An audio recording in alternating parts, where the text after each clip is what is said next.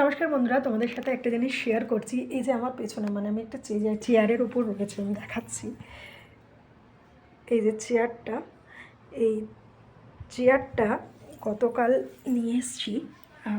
আমার মেয়ে পাশ করেছে বলে আমার মা গিফট হিসাবে টাকা পাঠিয়েছিল, তো সেটার জন্য আমি কিনে দিয়েছি তাকে।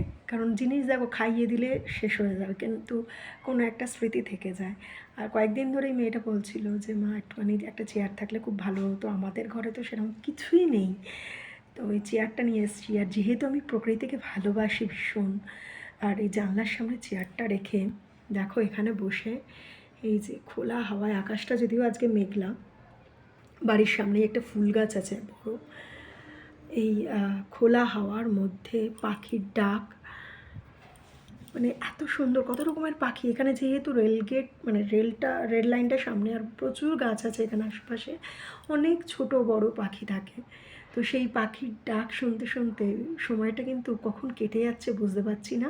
আর যেহেতু আজকে আমার কাজ কিছুই হয়নি, অলরেডি লেট হয়ে যাচ্ছে আবার। কোন নেশায় যেন আমি ভেসে যাচ্ছি, এরকম টাইপের লাগছে। তো জানি চেয়ারটা খুব একটা বড় ব্যাপার না, কিন্তু যখন কারোর কাছে কিছুই থাকে না, তখন সে একটু একটু করে যখন সব কিছু সাজায়, সেই মেয়ের কাছে বা সেই নারীর কাছে কিন্তু সেটা অনেক বেশি গুরুত্বপূর্ণ। তাই তোমাদের সাথে ভাগ করে নিলাম আনন্দটা। ভালো থেকো, ভালো রেখো।